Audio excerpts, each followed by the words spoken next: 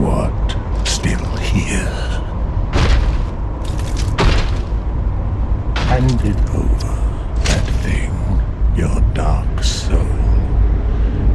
With our Elden Ring hopes and dreams squarely on the shoulders of Bandai Namco's upcoming appearance at E3, we continue our FromSoftware boss ranking series. What's up, guys? I'm Ghost Riposte and the host of these rankings. We've already completed the boss rankings of Bloodborne, Dark Souls 1, and Dark Souls 2, so feel free to go check those out as well. I'll put the links in the description. Also, shout out to everyone new that has recently joined the channel. You guys are just too kind. At the end of this video, I'm going to try and do a Pantheon of Champions or something to that effect, where I give a shout out to everyone, because the friendly words and comments you guys leave on this channel are just too much. I know it just seems like the right thing to say, but I'm truly humbled by some of the things you guys have been telling me. Anyway, today's business is the ranking of the Dark Souls 3 bosses, some of which reach the peak of anything Miyazaki and FromSoftware have ever created. Sometimes, as fans of the series, we get spoiled with just how well balanced and executed so many bosses over the years have been, and this game is no different. Maybe it's just me, but Dark Souls 3 feels like a slick combination of Bloodborne and Dark Souls, leading to amazing duels with grand monstrosities and slick-wielding swordsmen.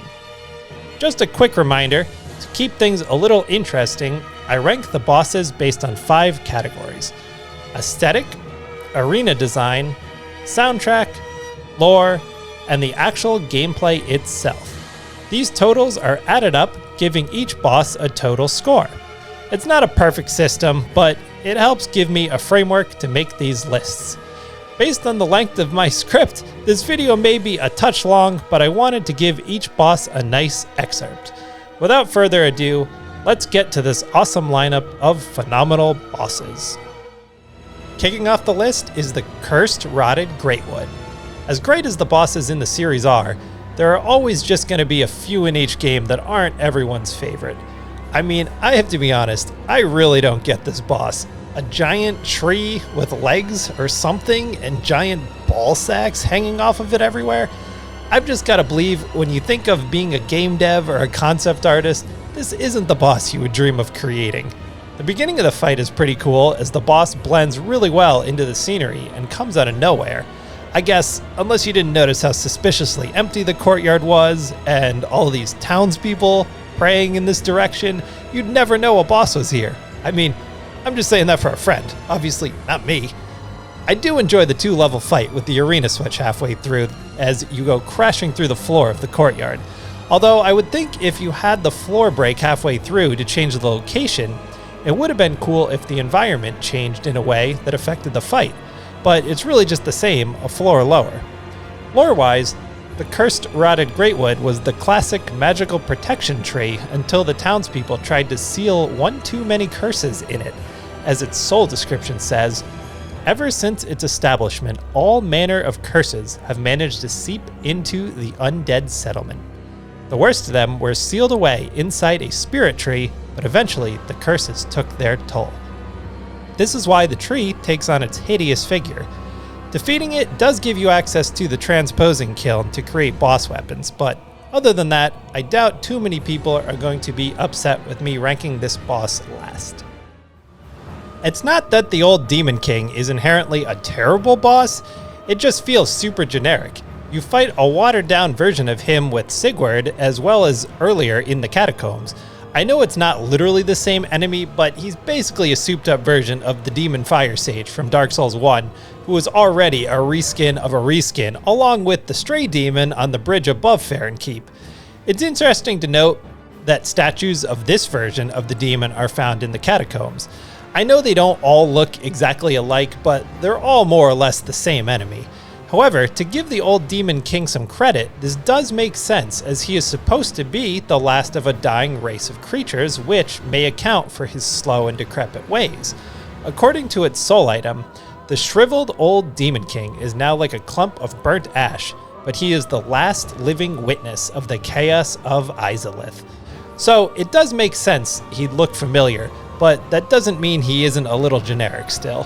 One cool note though, is the old King's Great Hammer is imbued with bits of the Chaos Flame. The fight itself is pretty standard. The demon has telegraphed physical strikes, can summon fireballs, and has a few AoE blasts.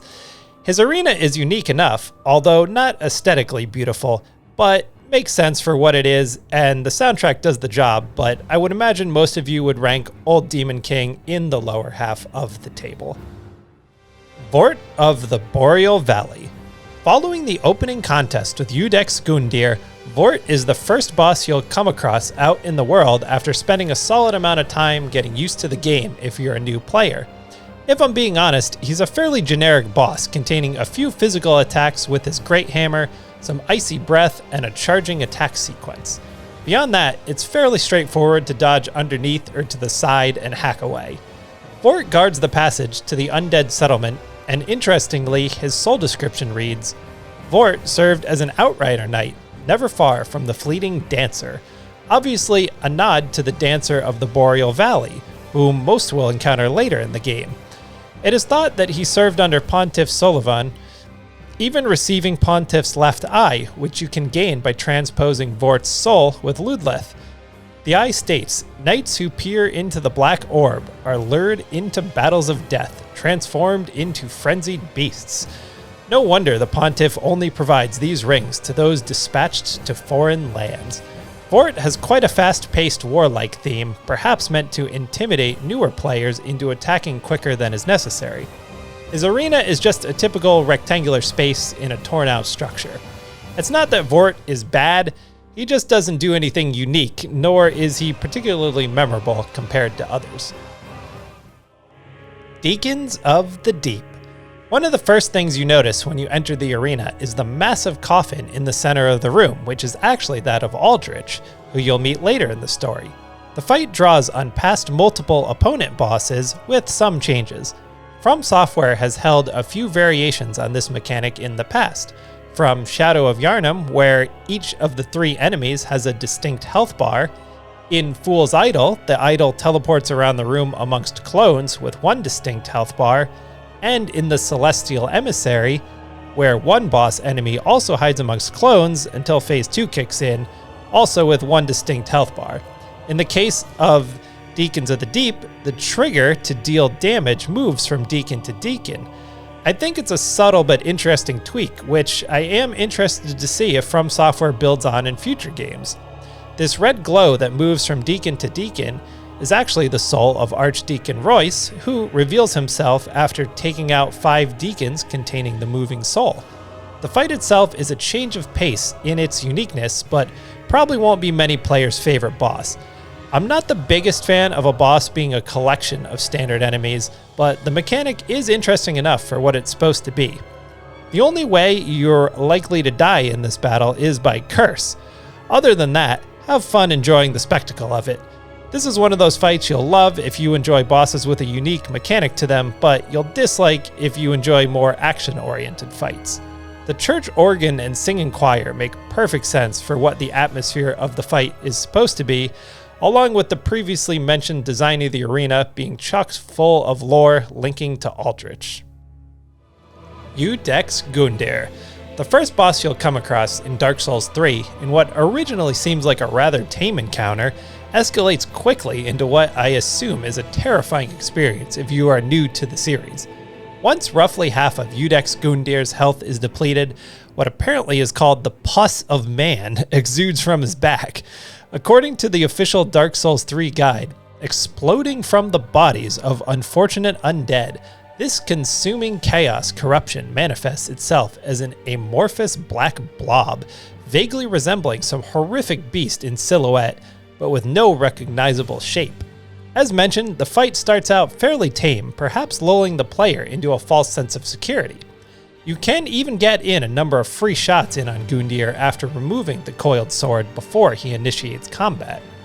We will take a deeper look at the Gundyr character later in this list when we meet a Prime Gundyr, but we'll mention the coiled sword description reads, "This sword is only bequeathed to chosen Ash, as judged by the Udex, who awaits the arrival of Ash as a scabbard." On another interesting note, Udex is the Latin word for judge, which makes sense in that context. Udek's Gundyr isn't my favorite intro boss in the series, but works for the lore the game was trying to introduce, leading to planting the coiled sword in Firelink Shrine. Crystal Sage. The more I think about bosses in the context of an overall game, Crystal Sage is honestly one that's starting to grow on me quite a bit. This may be a bit controversial, but not every boss needs to be a high action, dodge at the exact right time, blazing saddles affair. It's probably good for the overall flow of the game to mix in different types of bosses. As I mentioned in the Ancient Wyvern entry, I've started giving more credit to different types of bosses as I've thought more about why I love Demon Souls so much. That being said, I've always felt like this fight would be more exciting if Crystal Sage was a little stronger. This fight has always seemed a little nerfed to me. It's tough to balance magic, especially when mixed with melee combat in games, but I think maybe this fight could have more variety of magic attacks, more rapid attacks, or simply more damage output. In my opinion, the best magic fight in the series is Dark Lurker, which feels perfectly balanced to me. While this is an endgame fight, and Crystal Sage is not, a lot of the tension and excitement is taken out of the Crystal Sage fight as you never feel truly in too much danger. There isn't anything overwhelming to solve or overcome. I do love the Crystal Sage aesthetic though. I mean, who doesn't love the giant oversized hats? They're awesome. I find the arena to be a nice change of pace as well, away from the typical rectangles in abandoned buildings. One quick lore note, according to the soul item description, the twin Crystal Sages once served as spiritual guides to the scholars of the Grand Archives, and one went to ally with the Undead Legion. Ancient Wyvern. There isn't a ton to say about Ancient Wyvern in the context of this ranking series, as he's really less of a boss fight and more of an environmental hazard in an overall area. I should note, while most players will opt for the plunge kill, you can take out the Ancient Wyvern through melee combat if you have the skill. In all honesty though, I've been thinking a lot lately about bosses such as Ancient Wyvern, Crystal Sage, Deacons of the Deep, and Yorm the Giant. Ever since the Demon Souls remake came out, I've played through it legitimately 10 to 15 times, and it might surprise some of you, but it's arguably my favorite game in the whole series. I know, not the most popular opinion.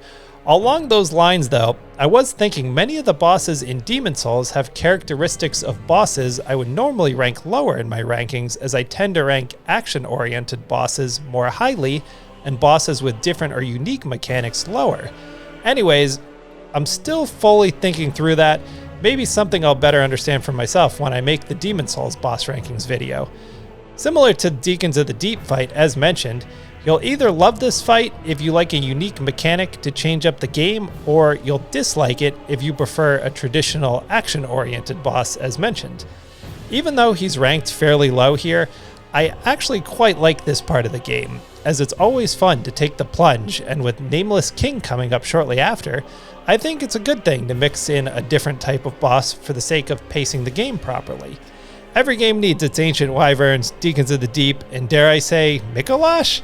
No, step too far? Okay, moving on. Ah, you ignorant slaves. Finally taken notice, have you? Of the power of my beloved Ocelot, child of dragons. Well, I will not give him up, for he is all that I have. Osiris the Consumed King. I'm not gonna lie to you guys, this fight has always been weird to me. I think it's the combination of Osiris's nasty, slimy appearance, the fact that he talks, and maybe that he's carrying an invisible baby around, but the fight itself can be a little tricky at times, as it's easy to get caught underneath him and get a little bit disoriented by the camera, but the overall combat is solid enough. Osiris has a range of swiping physical attacks and even one pretty cool flyover ice attack. Osiris is a character that isn't always talked about the most, maybe as he's an optional boss, but he actually has a pretty deep amount of lore attached to him. Osiris is actually the former king of Lothric, and is noted in the Divine Blessing description that the Queen of Lothric married to the former king Osiris, was initially revered as a goddess of fertility and bounty. After giving birth to Osiris, her youngest, she quietly disappeared. Osiris was the youngest sibling of Lorian and Lothric, but it seems to be difficult to confirm 100% whether or not Osiris was the father of Lorian and Lothric, or they simply shared the same mother. Some Osiris dialogue mentions, "Ah, you ignorant slaves, finally taken notice have you, of the power of my beloved Osiris, child of dragons. Well, I will not give him up, for he is all that I have." Terrible impression, I know. As mentioned, the fight itself can be slightly chaotic, but Osiris doesn't really hold the firepower to kill you quickly at this point in the game. I think this is a boss most people probably don't love or hate and would most likely chuck somewhere in the middle. Maybe some of you lore buffs can confirm the above mentioned details below. The king's decree is no trifling matter. I, Hidetaka Argo, shall deliver thee justice. Spear of the Church, sworn defender of our Princess Filianor. Hearken to the call that summons thee.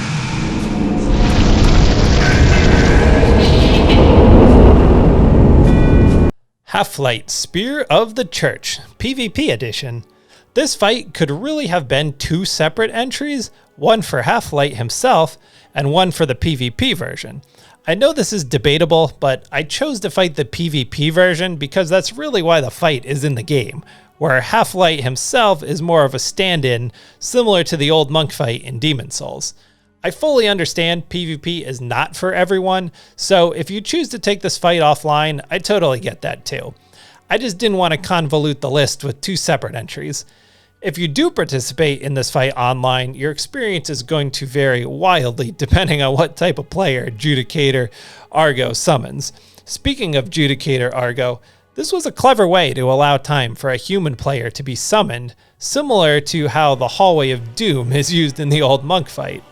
It was a nice but subtle adjustment, however, as well, having the boss combatant enter the arena after the player to bypass the classic old monk shenanigans of Demon's Souls, which I cannot confirm nor deny having ever taken part in.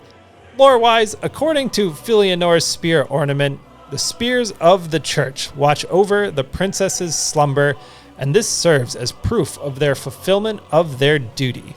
The embellished gold cloth is woven with a crest of young grass.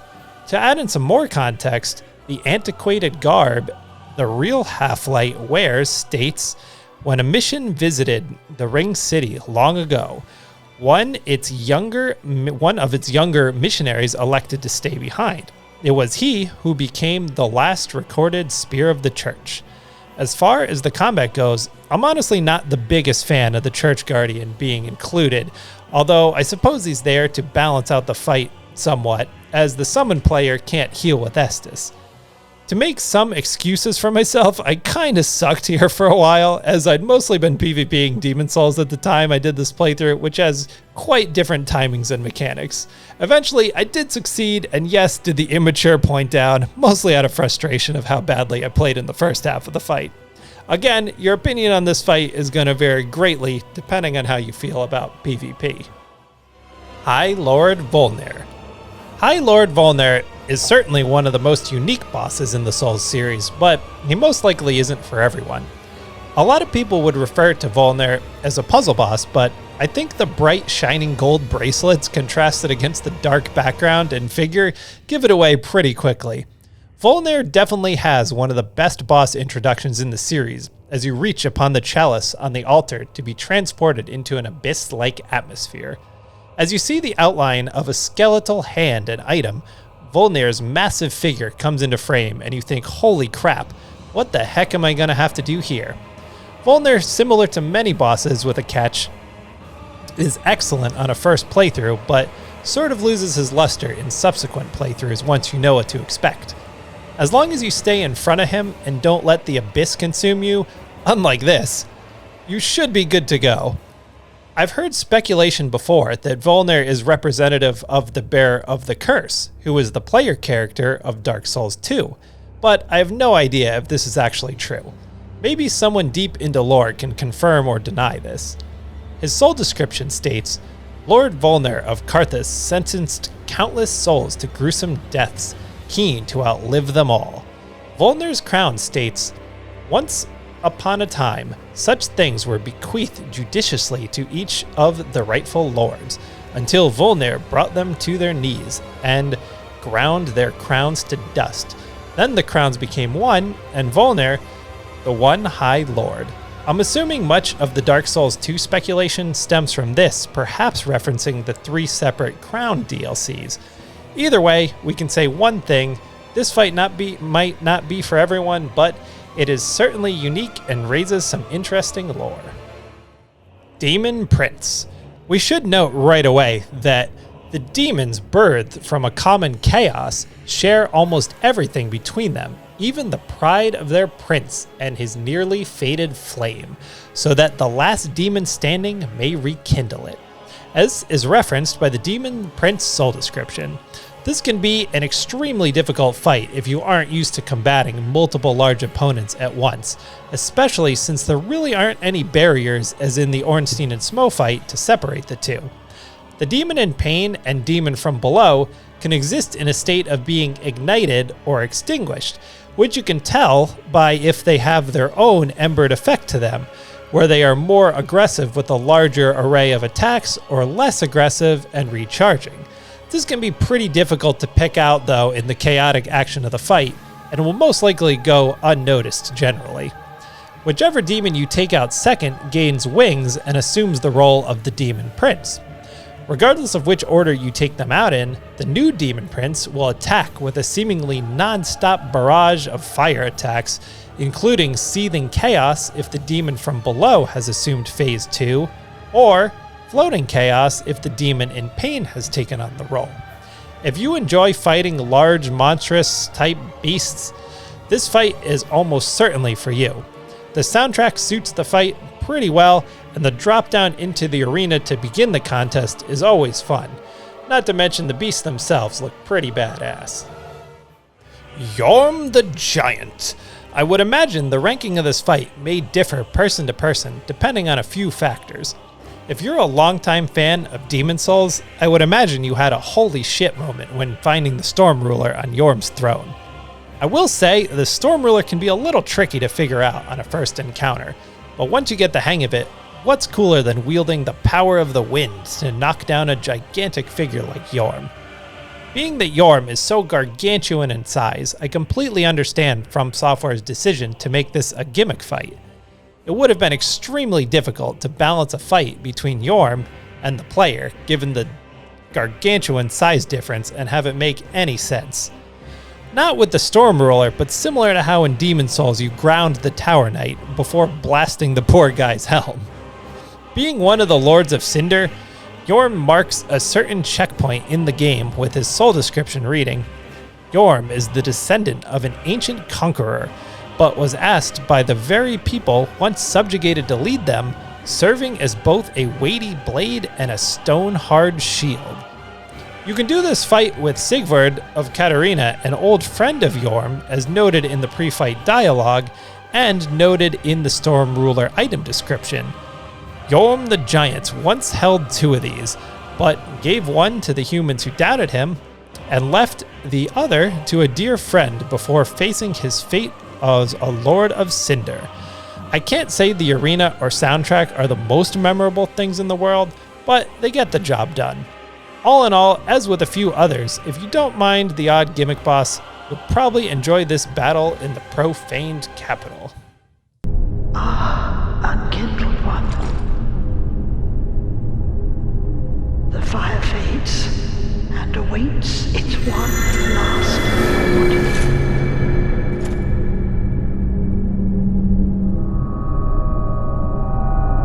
Prince Lothric is in your hands.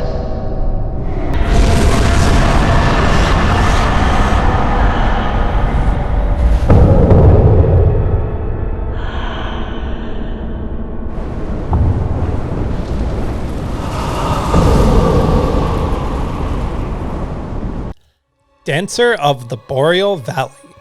Dancer of the Boreal Valley is an aptly named elegant duel that is a very well done mix-up from traditional humanoid bosses. The slithering serpent-like movements and haunting overtones give this fight an eerie, slightly unsettling atmosphere. Halfway through, Dancer begins to dual-wield her enchanted swords. And who else do we know that dual-wields swords? Yes, our buddy Pontiff Sullivan, as mentioned in the item description. These blades, symbolic of the Dancer's vows, are enchanted with dark magic in the right hand and fire in the left, mirroring the Pontiff. Furthermore, Dancer's soul description reads, "The Pontiff Sullivan bestowed a double-slashing sword upon a distant daughter of the formal royal family, ordering her to serve first as a dancer and then as an outrider knight, the equivalent of exile." It is also interesting to note in this context that the miracle Soothing Sunlight, which is gained by transposing the dancer's soul with Ludless, says, "The miracles of Guinevere, the princess cherished by all, bestow their blessing on a great many warriors," perhaps indicating that the dancer was a handmaiden of Guinevere. Most players will meet the Dancer of the Boreal Valley straight after the encounter with Yorm the Giant, although it is possible to brave her earlier in the game if you wish to test your skills. As mentioned, her flowing movements suit her character perfectly, her size is rather large relative to her arena, and her twirling, spinning sword attacks can easily catch you in a tornado of violence if you are not careful. This is definitely one of the more unique and interesting bosses in the game. Champions Gravetender and Gravetender Greatwolf. This arena is obviously going to have a nostalgia factor for Dark Souls veterans, as it takes place directly underneath the former arena of Crossbreed Priscilla. Even without that knowledge, and maybe it's just my love of the snow, but this is one of the most gorgeous arenas in the game. I guess technically all DLC bosses are optional, but this boss is optional.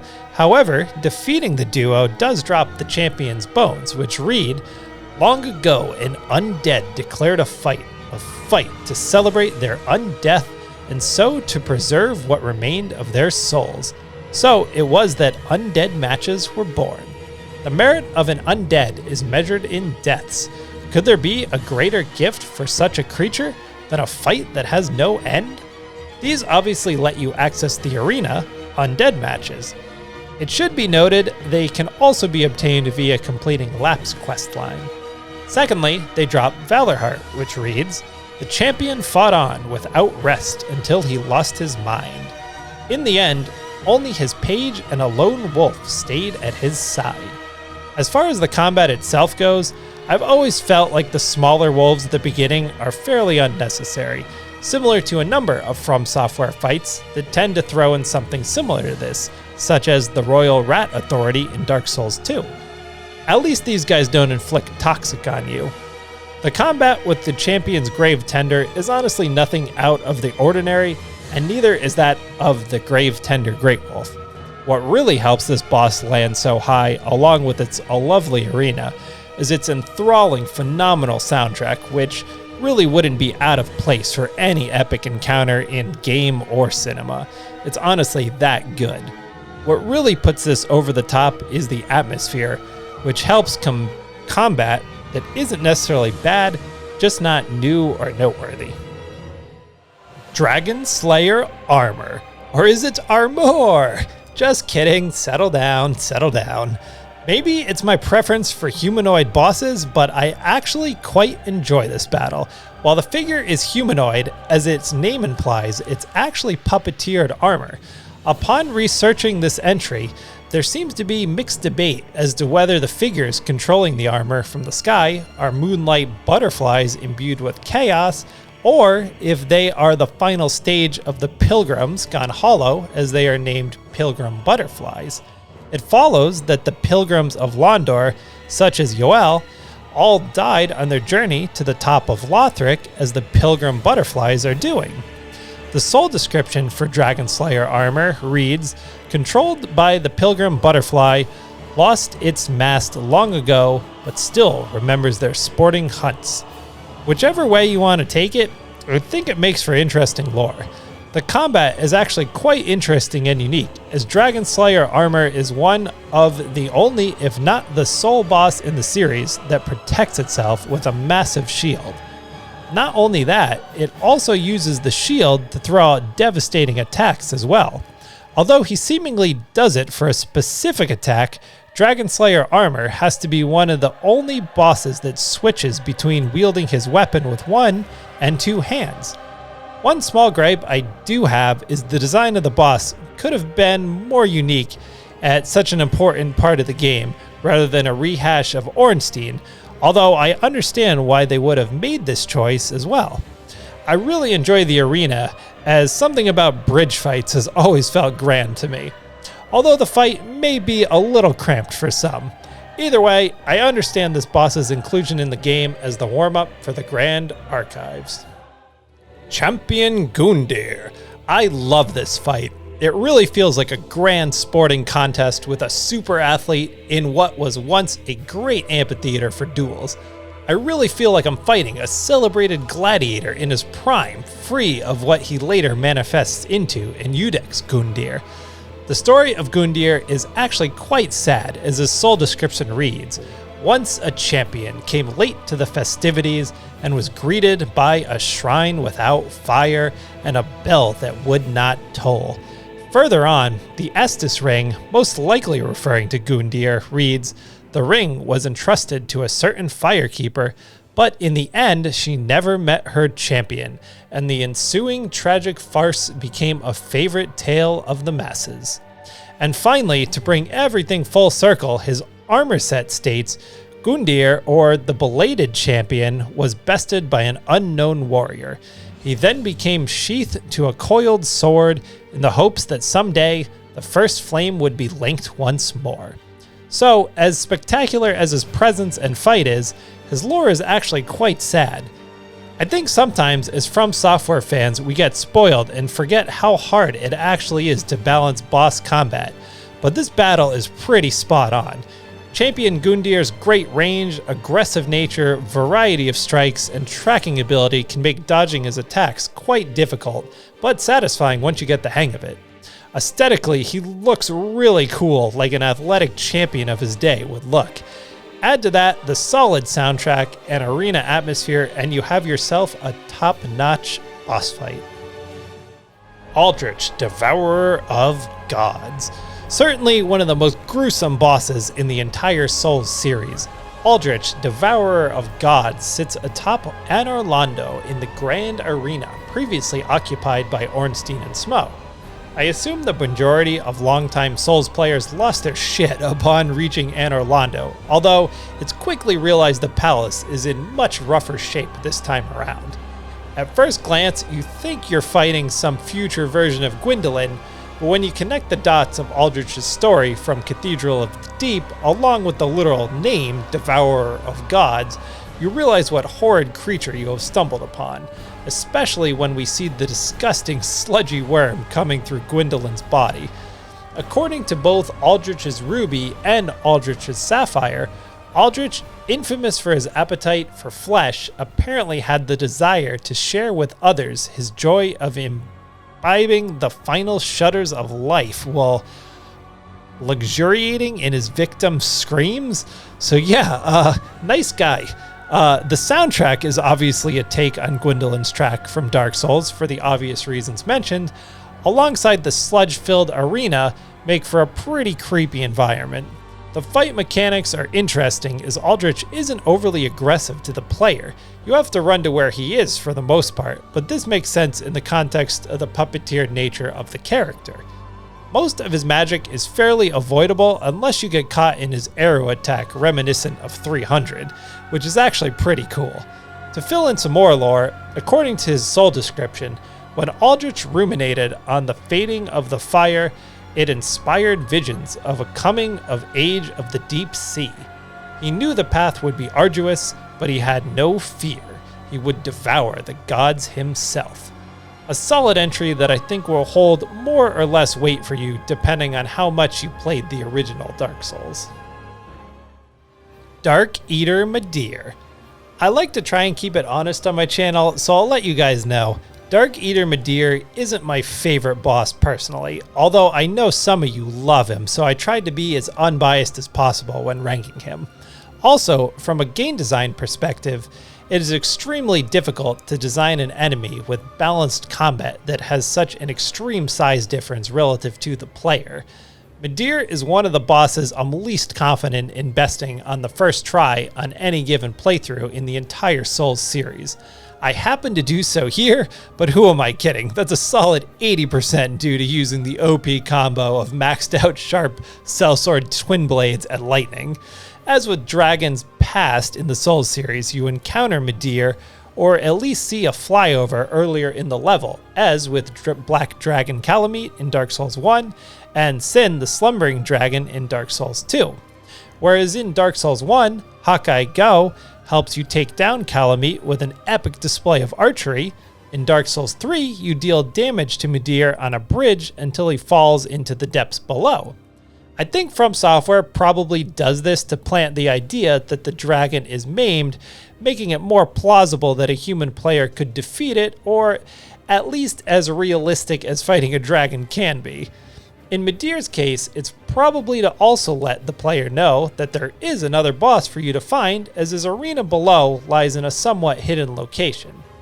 According to Madeir's soul item, he is a descendant of archdragons, was raised by the gods, and owing to his immortality, was given a duty to eternally battle the dark, a duty that he would never forget, even after the gods perished. His moveset is actually pretty fine-tuned for a massive dragon. His difficulty lies in the fact he has a massive health pool and can kill you within a couple of seconds if you get caught in the right attack pattern. Both of these would be expected for a giant powerful dragon though, so this makes sense. Madeir's weak spot is his head, so this is where you'll hone in. His fire attacks are fairly avoidable once you learn the positioning, or unless you get caught underneath him at the wrong time. The final phase can be very difficult as the windows of dodging and recovering from his dark attacks shrink considerably. Although I messed it up here, I love that they give you the riposte attack to finish, similar to Ludwig in Bloodborne. Overall, fantastic stuff from the development team, given how difficult it is to create a boss of this nature. Pontiff Sullivan. In retrospect, I shouldn't have done this parry straight off the bat, as it drained roughly a fourth of his health. If you're struggling with Pontiff though, I would recommend doing this, as it does have a pretty big parry window and it's always fun to do. That being said, I absolutely love this fight. I mean, look at him. How freaking cool is that? This dude is dual wielding great swords, and the mixed color aesthetic of red and purple looks amazing. Specifically, Pontiff is wielding the Great Sword of Judgment and the Profaned Great Sword, each of which you can acquire by transposing Pontiff's soul with Ludleth. Pontiff's soul reads, Pontiff Sullivan of the Irithyll imprisoned a god of the old royalty in the abandoned cathedral to be fed to the Devourer. I'm assuming this sadly refers to Gwendolyn. As far as combat goes, I would imagine Pontiff Sullivan is one of the first big walls in Dark Souls 3 for new players. One of the reasons being that along with dual wielding, many of his strikes are on offbeats. You'll notice that the timing in the Lorian and Lothric fight probably feels much more natural, as Lorian's animation in swinging his sword is on a beat that makes dodging relatively easy to time, where many of Pontiff's strikes are delayed a half second or so out of sync from when your brain thinks the strike is coming. This awkward nature can make him very difficult to predict, even for experienced players. Not to mention, it's fairly easy to be caught in his tornado of subsequent attacks and basically end up in stunlock hell. Of course, this is only just phase 1, never mind when he brings out his clone. Although I will say, I've personally always found his phase 2 to be easier than phase 1. His soundtrack is about what you would expect, with a booming choir and orchestra backing the battle. Perhaps something more unique could have been done with the arena, as it's the typical giant empty rectangle that many arenas in the game are.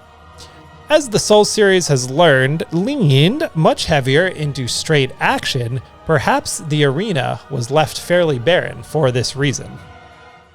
Soul of Cinder. When Gwyn's classic piano theme dropped in during the second part of this fight, I 100% started shedding some man tears.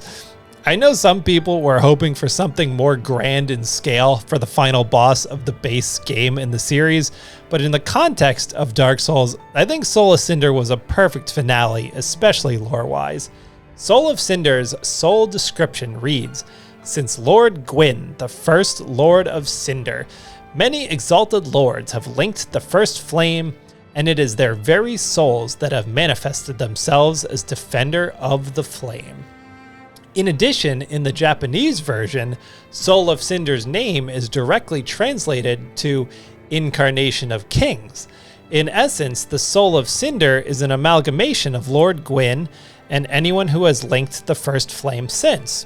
Maybe some critique is that Soul of Cinder is a bit generic, but I think the lore nails it, and his armor I find pretty badass aesthetically. The actual combat of the fight can vary quite a bit, as being an amalgamation of the many before him, Soul of Cinder has a wide array of attacks. I didn't actually realize this until later, as in my first ever playthrough of Dark Souls 3, he didn't use any magic on me. One critique I do have is that I've always found his back handspring to look pretty goofy, if I'm honest, and out of place, especially in a full suit of armor, but maybe I'm just nitpicking. I don't know if it's an ode to the dark wood grain ring in Dark Souls 1, or because some weapon animations lead into a backflip of sorts. Anyways, just a small thing. Either way, it breaks my immersion a tiny bit, but overall, this is a fantastic fight and an otherwise brilliant final battle in Dark Souls 3. Nameless King. You can say what you want about the camera in this fight, and I'll grant you, it's not the best. But what is cooler than the previously unknown son of Gwyn cruising into the mist-laden arena on a freaking dragon? More precisely, a Stormdrake, as noted by the Lightning Storm item description. Once a slayer of dragons, the former king and war god tamed a Stormdrake, on which he led a lifetime of battle. This miracle is likely a tale of their bond. While many had been holding out hope for years that everyone's favorite Sunbro Solaire was the unknown son of Gwyn, it is heavily indicated that the Nameless King actually holds this role in the story. The Nameless King was once a dragon-slaying god of war, before he sacrificed everything to ally himself with the ancient dragons, according to his soul description. Furthermore, the Dragon Slayer sword spear reads, its owner was the Nameless King and deific hunter of dragons. I think that's deific. If deity is deity, I would imagine deific is deific, hunter of dragons. Anyways, the sword spear is imbued with lightning, of which he was the heir. In speaking about the combat in Phase 1, I did see someone make the point that if you were fighting a dragon, it most likely would be zipping and zagging all over the place above your head, and you wouldn't have eyes directly locked onto it, so in this way, the camera sort of makes sense in Phase 1. Anyways, I thought that was an interesting point. In a similar way to Pontiff Sullivan, many of Nameless King's attacks have awkward timings to them, which can be hard to learn. I'd be interested to see what everyone thinks of the arena, as it's one of my favorites in the game. The mix of the storm-like atmosphere and grand soundtrack really create an amazing environment for me. Maybe someone with a musical background could break it down more technically, but the way the soundtrack is constructed seems very reminiscent of Ornstein and Smo's epic theme, which makes perfect sense, especially when you find Ornstein's Dragon Slayer set post-fight, which says, "In the dragonless age, this knight, who long guarded the ruined cathedral, left the land in search of the Nameless King." Nameless King's combat is balanced extremely well, as he should be a very difficult boss at this point in the game, which accounts for his very varied timings, but when you take damage, it always feels like, damn it, I missed that one, and not that the game screwed you, which is why I think a lot of us love FromSoftware. Definitely one of the best boss encounters in the series. Oh dear. Another dogged contender. Welcome, unkindled one, purloiner of cinders. Mind you, the mantle of Lord interests me none. The fire-linking curse, the legacy of lords. Let it all fade into nothing. You've done quite enough. Now have your rest. Lorian, Elder Prince, and Lothric, Younger Prince. Now we come to what is undoubtedly one of my favorite bosses in the entire series. The timing of the roll dodges feels so good to master, with Lorian teleporting about the room as he goes into his thrusts and slashes. The soundtrack is outstanding, and while the arena is fairly generic, reaching the heights of Lothric Castle to engage in this battle feels like the rightful culmination to an epic adventure in scaling the castle walls. One of the reasons dodging feels so good in this fight is that Lorian's attacks are pretty on beat, where, as we talked about in the prior entries of Pontiff Sullivan, many of the attacks have slight delays and pauses. The mechanic of Lorian being able to teleport to make up for his physical deficiency was an excellent design choice that makes this fight a lot of fun. One attack that does hold a slight pause and can be tough to time is Lorian's downward slashing magic attack. Once you take out Lorian, you had to know that that was a touch too easy for an endgame boss, at which point Lothric revives Lorian and joins the fight, adding an array of miracles to the encounter. In addition to the excellent combat, the grand soundtrack is definitely worthy of the occasion. The arena is more or less a rectangular space in the chambers atop the castle.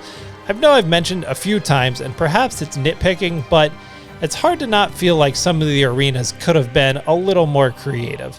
I do love the visual of Lorian crawling into the arena through the darkness in the opening cutscene.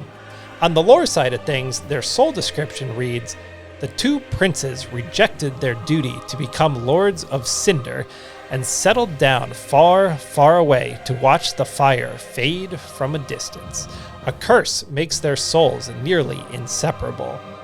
Unfortunately, I can't mention all the lore here, as Lorian and Lothric would require an entire video unto themselves, but I would also like to note Lorian's greatsword mentions, "Before Lorian embraced his brother's curse, he was a knight who single-handedly slayed the demon prince, but the victory eternally scorched his sword with flame." This fight is undoubtedly one of the best in Dark Souls 3 and probably the entire series. Abysswatchers. It sounds cheesy, but I definitely get some sort of emotional attachment to this fight, which probably accounts for it being ranked a touch higher than it should be.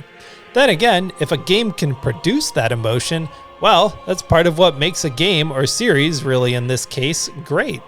The fight is dripping with lore and is maybe one of the best examples of storytelling within a boss fight that FromSoftware has ever produced.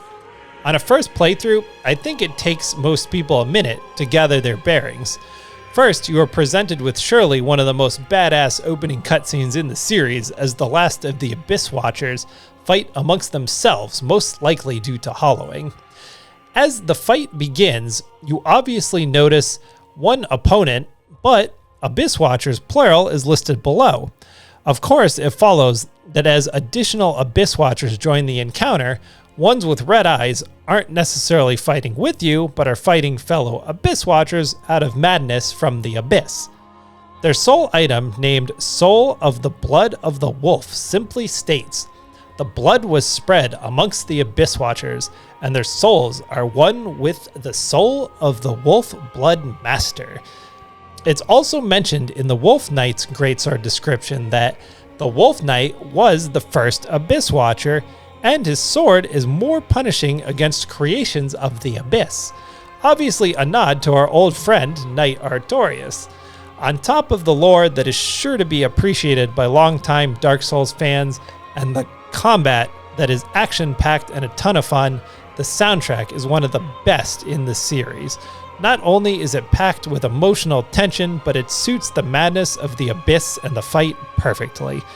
Although the mid-fight cutscene can be argued to be a little overdone at this point, this is one battle where it is absolutely merited and is one of the most memorable scenes in the game, as remnants or perhaps souls of the fallen Abysswatchers meld into one last attempt to take out the Ashen One. Very reminiscent of Lady Maria's second phase, this section of combat is also very engaging and closes out one of the best bosses FromSoftware has ever created. Fret not, Father. We have no need of thy flail.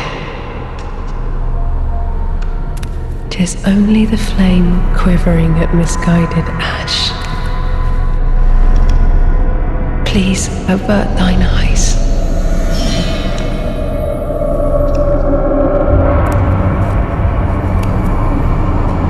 I will snuff out these ashes for good. Sister Freyd and Father Aryan Dell. This fight took a while to grow on me, but I think that was mostly due to my frustration of being really bad at it. Once I became better at this battle, I began to appreciate it more and more with each playthrough. Even now, it's one of the fights I'm least confident in beating in the first try out of any in the entire series. I've always found it very difficult to track her movement when she disappears, even taking note of the direction of the gust of snow she leaves. Even now, I still resort to the old throwing knife to the forehead trick.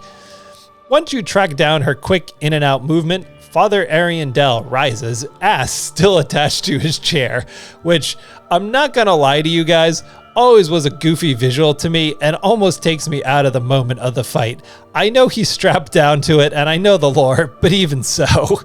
Maybe it's just all the practice with Ornstein and Smo, but I actually have an easier time in Phase 2 than Phase 1. Other than Freyd's attempts to heal Aryan Dell, I've always found it easier to ignore her for the most part and go to town on the Father. He's fairly easy to maneuver around due to the aforementioned part about his ass being stuck in the chair. Lastly, Phase 3 is really where this fight shines, and it teeters on the edge of seeming unfair due to the microscopic windows you have to operate. However, once you master Black Flame Freyd's attacks, you will feel like a god. For those of you that like fast-paced action affairs, this is certainly one of the best fights in the game and the entire series. Sister Freyd's soul item states, Freyd was the first Ash to enter the painting, but together with the Good Father, they chose rot over fire. This soul can be exchanged for the Rose of Aryan Dell, which reads, Aryan Dell, being the restorer of the painted world, knew that it was painted with blood, and only blood could protect the secret. With the combination of combat, lore, and storytelling, and not to mention phenomenal soundtrack, this is an excellent way to end the Ashes of Aryan Dell DLC, and certainly one of the best fights in the game. Slave Knight Gale. The red-hooded, wandering slave knight Gale sought the blood of the Dark Soul as pigment for the painted world, but Gale knew he was no champion, that the Dark Soul would likely ruin him, and that he had little hope of a safe return. This is what the soul description for Slave Knight Gale reads. This epic encounter begins with a cutscene of Gale asking for your Dark Soul for his lady's painting, and the fight ensues with quick, chaotic attacking, very reminiscent of the Orphan of Cause. Gale's ash-laden arena makes a lot of sense from a lore perspective, and has a huge amount of space to fight in. His Phase 1 actually has fewer attacks than you would think. It's just that his frantic nature causes panic amongst newer players. With a little practice, you can actually time your roll dodges in Phase 1 more consistently than you may have originally thought possible.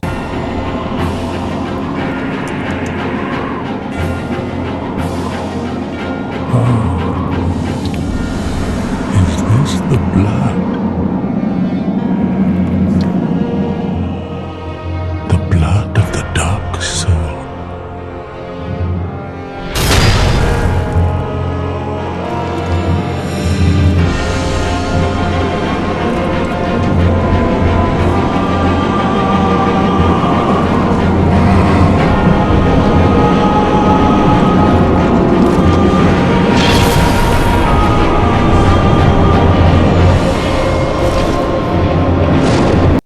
Phase 2 becomes much tougher as Gale becomes more upright and adds in a variety of attacks on top of his greatsword, including his repeating crossbow, summoning lightning, and a trail of magic damage that seems to trail him everywhere.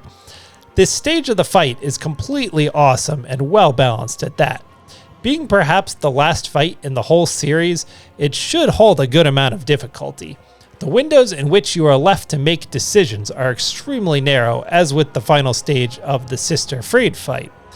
It is this difficulty of combat, however, that once mastered, allows you to topple Gale and feel a grand sense of accomplishment. Alongside his own soul, Gale also drops the blood of the Dark Soul, which states, used as pigment by his lady and Aryan Dell to depict a painted world. When Gale came upon the Pygmy Lords, he discovered that their blood had long ago dried, and so consumed the Dark Soul.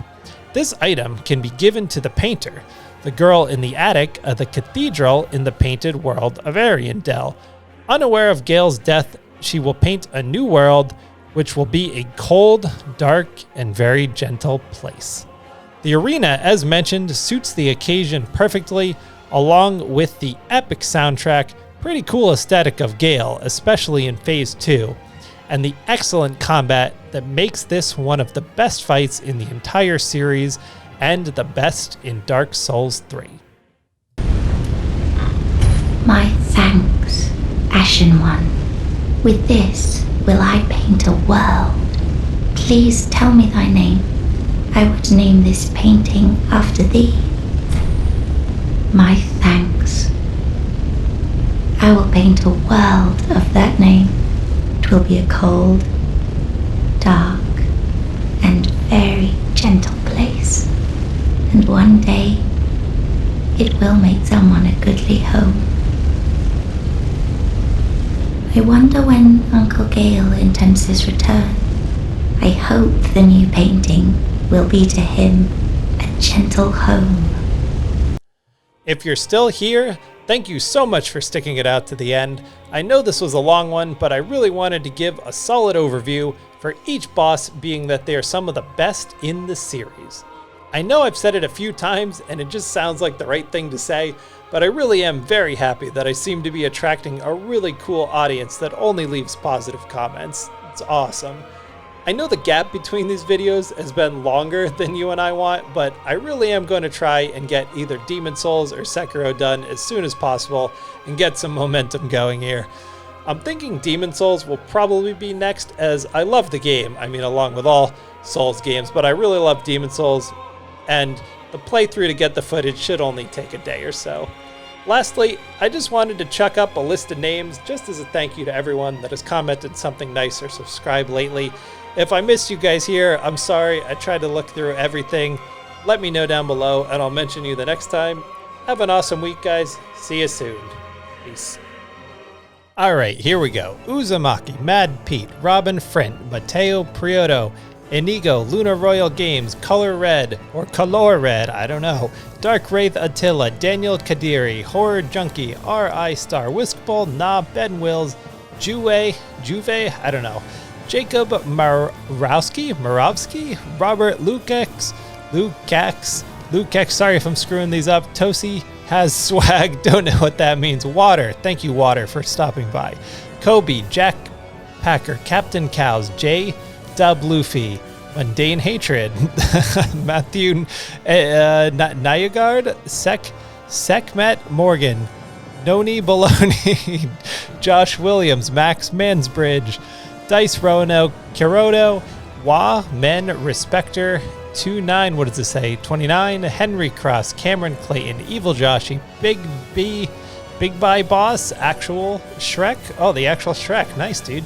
7 Days to Live. Probably not with us anymore. Blinkachu, The Cherry, Gloobster, Make Stinkword, Solid Snake, Etsu Spaghetti Auditori.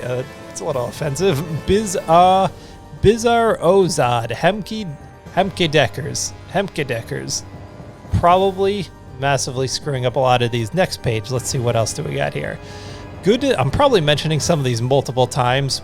And if I don't mention you here, I am so sorry. YouTube doesn't always give me all the information. I tried to go through and find everyone, so if I missed you, just let me know and I'll see you next time. Goodness why, Te Useless Guig, Hogan 2, Sunyan Bro, Rokuzo, Derpy Nacho Z.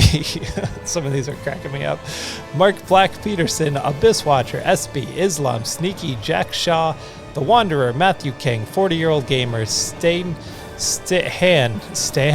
Cameron Clayton, I feel like I said you already, Messina, Cheetah 200, Jamie Ellis, Color Red, I definitely already said you, Jao Andrade, right? Did I get it right? Not Andrade, Gaz Slats, Kartik I Sola, Game Tips, Chris Sapp, Renufis 11, Dark Drifter, Leader of the Project, Patio Wadio, Steinhilven, Nath, Sigmeyer of Katarina. Thank you so much, Sigmeyer. Derby Nacho Z. I said you already. Oh, you're right there. Zoma Apprentice, Avid, 10th Planet, nice. A fellow jiu-jitsu practitioner in here. Sneaky, Mountain Glen, Alexander Stephenson.